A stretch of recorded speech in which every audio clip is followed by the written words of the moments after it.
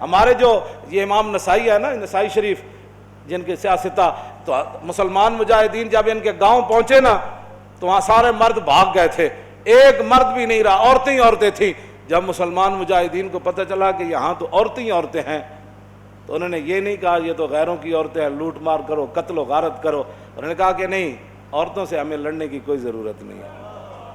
وہ اس گاؤں کو چھوڑ کر واپس آ گئے، کہا کہ یہاں تو عورتیں ہی عورتیں ہیں اور تم کیا کر رہے ہو۔ یہ ہے مسلمانوں کا کردار۔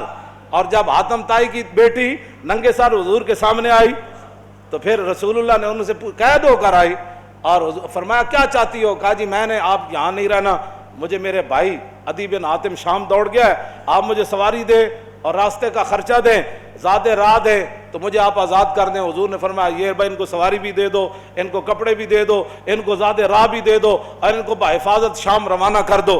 جب وہ شام پہنچی نا، عدی بن حاتم، حاتم طائی کے بیٹا، ان کا بھائی نے کہا تھا میں نے حضور کا کلمہ نہیں پڑھنا، جو مرضی ہو جائے۔ جب وہ بہن بھائی کے پاس پہنچی تو پہنچنے کے بعد اس نے پوچھا تو کہاں سے آ رہی ہے؟ انہوں نے کہا میں تو رسول اللہ کے دربار سے آ رہی ہوں۔ انہوں نے کہا پھر کیا ہوا؟ انہوں نے کہا میں تو قید ہو گئی تھی۔ انہوں نے کہا پھر تجھے قتل نہیں؟ انہوں نے کہا قتل کی بات کرتا ہے تو قتل کی بات ہے۔ انہوں نے کہا تو نے کیسا ان کو پایا؟ انہوں نے کہا بھائی جان ایتھے سمجھ آنے والی گل نہیں۔ انہوں نے کہا میں تے نہیں مننا۔ انہوں نے کہا جلا ہویا ایک بار جا تے صحیح، تو ویکھ تے صحیح، تو آیا نہ درتے کیوں بد نصیبہ، ہزاروں رنگاں وچ رنگیں دے محمد۔ بہن دے کہن ہوتے عدی بن حاتم کہندے میں تو تیز سواری رکھی ہوئی سی، میں تو نس آیا، میں حضور دا کلمہ نہیں پڑھنا۔ بہن کہن لگی ایک باری جا تے صحیح، اے دسن والی گل کوئی نہیں، ایک باری تو جا کے چہرہ انور ویکھ تے صحیح، خلق عظیم ویکھ تے صحیح، انہاں دی اخلاق تے عادات ویکھ تے صحیح جلیا۔ وہ کہندے میں اتھوں نسدا آیا، نسدیاں پھر میں جدو آیا تو مینوں پتہ چلیا حضور مسجد نبوی شریف تشریف فرماون۔ کہندے میں جدو جا کے حاضر ہویا تو حضور اٹھ کھڑے ہوئے میرے واسطے۔ انہاں مولویاں پیراں خود اخلاق کے وجہ پیش کیتے، میں تو انہوں سچی گل کر رہا۔ ارے نہ چونکہ خود نہیں اس راستے تے چلنا سی تے چونکہ ایسے تھے تو پھر چونکہ ایسے تھا تو پھر کیوں جی۔ اور جڑی عورت رو رہی سی اپنے عزیز دی قبر ہوتے، حضور قریب تو گزرے تو فرمایا اسبری، انہوں نہیں سی پتہ رسول اللہ فرما رہے ہیں۔ انہیں سر رکھے ہوا، غم چیز ہی ایسی ہوندی، اسے واسطے حضور نے فرمایا میرا امتی پناہ منگے، غم بندے نو تباہ کر کے رکھ دیندا۔ انہیں کہا مینوں کہنے والے اسبری، جے تینوں یہ مصیبت پہنچی ہوندی تو تم مینوں نہ کہندا ہے گا۔ میرے آقا نے یہ سنی گل تو حضور چل پے، اس عورت نے کوئی گل نہیں فرمائی۔ اس سے یہ بھی پتہ چلتا ہے کہ جب آدمی اگلا اس حالت میں ہو تو اس کو تبلیغ نہیں کرنی چاہیے، بس جو بات کر دی وہ کر دی، بات ختم ہو گئی۔ زبردستی کسی نے ڈھا کے منانا ہے، لبیک دا نعرہ جنہوں سمجھ نہیں آیا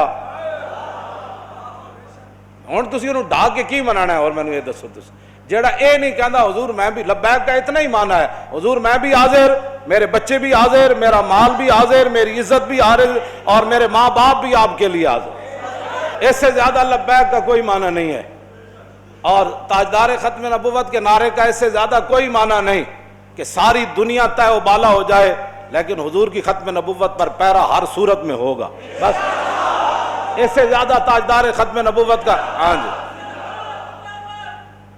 اس سے زیادہ لوگ ان کو سیاسی نعرہ بنائے پھرتے ہیں، پیڑا اور تے پھکیاں اور امت اس نعرے پر کھڑی ہو گئی اور وہ نیچے اختلافات تھے امت ان کو بلا گئی، انہوں نے کہا بس بھائی لبیک۔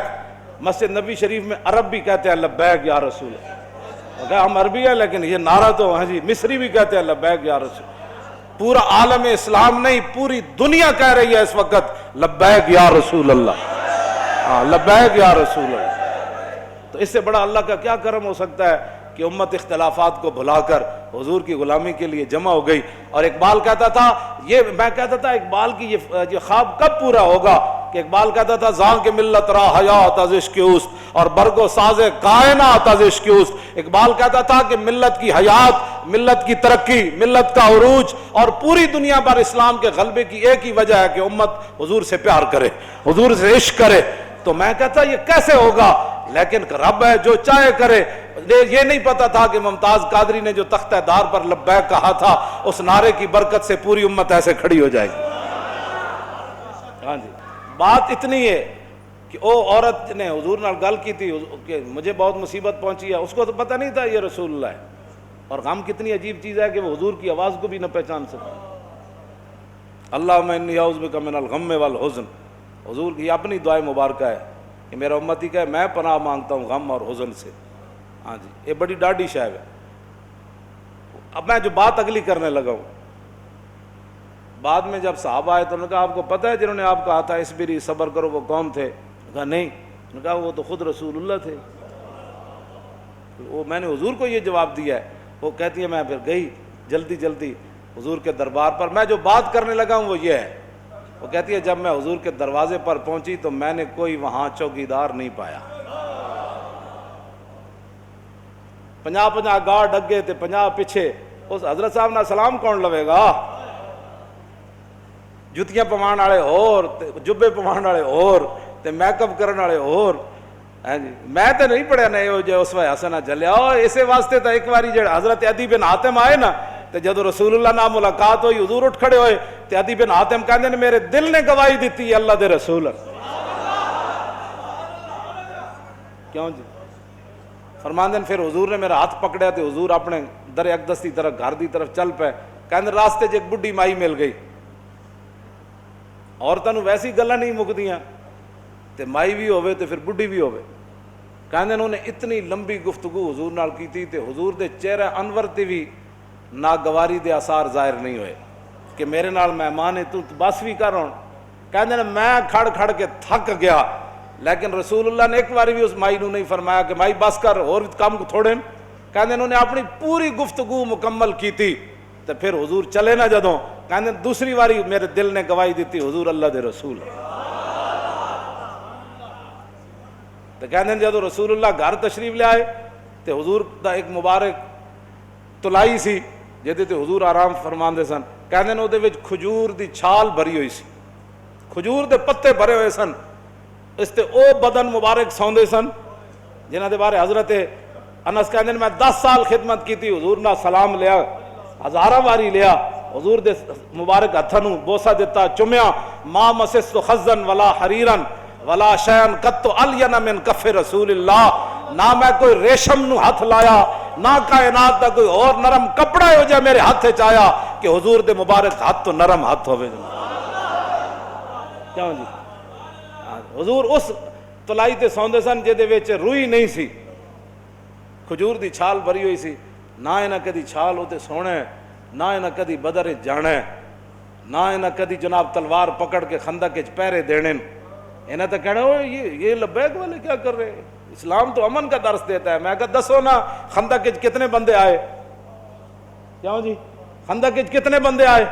یہ دسو نا قوم لوگوں نو اذا جاءتکم جنود فارسلنا علیہم ریحا وجنودا لم تروها وکان اللہ بما تعملون بصیرا اذ جاءوکم من فوقکم ومن اسفل منکم وزاغت الابصار وبلغت القلوب الحناجر وتظنون باللہ الظنونا هنالک ابتلی المؤمنون وزلزلوا زلزالا شدیدا واذ یقول المنافقون والذین فی قلوبہم ما وعدنا اللہ ورسولہ فی قلوب مرض ما وعدنا اللہ ورسول اللہ غرورا. یہ تو منافق کا کام ہوتا ہے جب مشکل وقت او جی دیکھا گریک ٹاؤن ہو گیا اور میں کہا پھر کی ہویا. یہ تو منافق کا کام ہوتا ہے کہ جب مشکل حالات آئے تو کہ دیکھو جی جن کا وہ دیکھو جی اللہ رسول دے ساڑے نہ ہاتھ میں ہاتھ کرنے دا معنی کر رہے ہیں، لفظی معنی تو نہیں نہ بنتا. اللہ رسول نے تو ان کا لفظی معنی کیا بنتا ہے کہ انہوں نے کیا اللہ رسول کی طرف نسبت کر دی کہ ہمیں تو دھوکے سے دو چار کر دیا گیا. ہاں جی ہمارے ساتھ یہ دیکھو کیا بن گیا کہ جناب ہمیں تو وہ کہتے تھے ہمیں تو پیشاب کرنے کا جو خوف ہے کہ پیشاب کرنے جائیں گے بندہ مار دے گا. تو کیسر و کسرا کب فتح ہوں گے؟ یہاں مدینے میں تو پیشاب کرنے کی سہولت نہیں رہی. 25,000 کا لشکر. منافق کا کام ہی یہ ہوتا ہے کہ وہ جب صحابہ ادھر جو ہے وہ کیا کارنامے سر انجام، اور منافق ان کا بھی رب نے قرآن میں بیان فرمایا کہ منافق کہنے لگے کہ ما وعدنا اللہ ورسولہ وَإِذْ قَالَتْ طَائِفَةٌ مِّنْهُمْ يَا أَهْلَ يَثْرِبَ لَا مُقَامَ لَكُمْ فَارْجِعُوا وَيَسْتَأْذِنُ فَرِيقٌ مِّنْهُمُ النَّبِيَّ يَقُولُونَ إِنَّ بُيُوتَنَا عَوْرَةٌ وَمَا هِيَ بِعَوْرَةٍ إِن يُرِيدُونَ إِلَّا فِرَارًا. کیوں جی یہ منظر بیان نہیں کیوں نہ چلو چلیے توبہ کرو. اتنے تے حال ہی کوئی نہیں، 25,000 کا لشکر آ گیا. آج تے بچی کسی دی نہیں ہونی. کہنے لگے حضور گھر لگے پیچھے گھر میں بندہ کوئی نہیں کی بڑھے گا. اللہ نے فرمایا میرے حبیب گھر تے کاشانہ اقدس جدو آپ گھروں چل کے آ گئے تے آپ دا پیچھے گھر کوئی نہیں, صدیق اکبر دا گھر کوئی نہیں, فاروق اعظم دا گھر کوئی نہیں, عثمان غنی دا گھر کوئی نہیں, حیدر کرار دا گھر کوئی نہیں, انہاں دے گھر وکھرے آ گئے. میرے حبیب گھر لگے ہون دا مسئلہ نہیں, یریدون الا فرارا, اے تے چھا میدان چھڑ کے نسن لگے. او جی ہمارا لبیک سے تعلق نہیں ہے, مشکل ٹائم جو آ گیا, ہاں جی مشکل ٹائم, ہمارا لبیک سے تعلق نہیں, یہی تو بات ہے. لیکن قرآن, اقبال کہتا اگر درس قرآن ہم نے بلایا ہوتا, یہ زمانہ نہ زمانے نے دکھایا ہوتا. یہ منافقت کے کام ہوتے ہیں مشکل کے وقت. انہیں دسے ہی نہیں کہ رسول اللہ غزوہ خندق دے موقع تے خود تلوار پکڑ کے کیویں کھڑے ہو. جب 50,000 دا لشکر خندق دے کنارے آ گیا, عمر بن عبد بود گھوڑا چناب چھال مرائی تے ادھر آ گیا, تے 50,000 دا لشکر اتنے آ گیا تے سارے چاندے سن کے گھوڑے سمیت ادھر آ جان. اس وقت میرے آقا و مولا پھر خود تلوار پکڑ کے کھڑے ہو گئے, اور حضور کو اللہ نے دبدبا کتنا دیا, کانہ و فرد فی جلالتہ فی عسکر حین تلقاہ وفی حشمی لہو ہمم لا منتہا لکبائرہا وہمتہ الصغریٰ جل من الدہر. یہ دوسرا حضرت حسان کا شعر ہے, پہلا امام بوصیری کا شعر ہے. فرمایا اللہ نے ہمارے آقا و مولا کو ہیبت اور جلال اتنا عطا فرمایا کہ حضور تنہا بھی کھڑے ہوتے تو محسوس ہوتا کہ حضور کی پشت پر لاکھوں کا لشکر کھڑا ہے. ہاں جی, ہاں جی, توجہ, حضور خود تلوار پکڑ. کیوں جی علیکم بسنتی ہے نہیں, یہ نہیں سنت کہ جب دین پر مشکل وقت آ جائے تو رسول اللہ خود تلوار پکڑ کر کھڑے ہو گئے. کیا یہ ان کے لیے سنت نہیں تھی کہ جب حضور کی ختم نبوت پر مشکل وقت آیا, حملہ ہو گیا اور حضور کی عزت پر حملہ ہو گیا, تو کیا قوم کے رہنماؤں کی, مذہبی رہنماؤں کی, پیروں کی, فقیروں کی, مولویوں کی یہ ذمہ داری نہیں تھی کہ خود میدان میں ایسے نکل آتے؟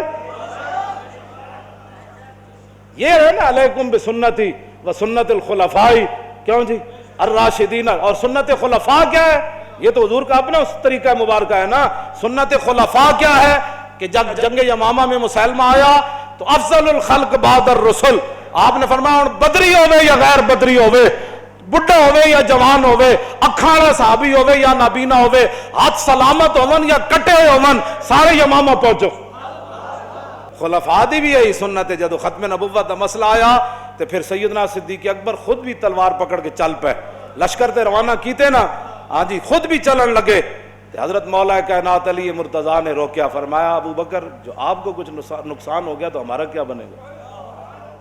مزید ویڈیوز اور اپڈیٹس کے لیے یوٹیوب پر علامہ Khadim Hussain Rizvi official channel subscribe کریں اور بیل آئیکن پر بھی کلک کریں.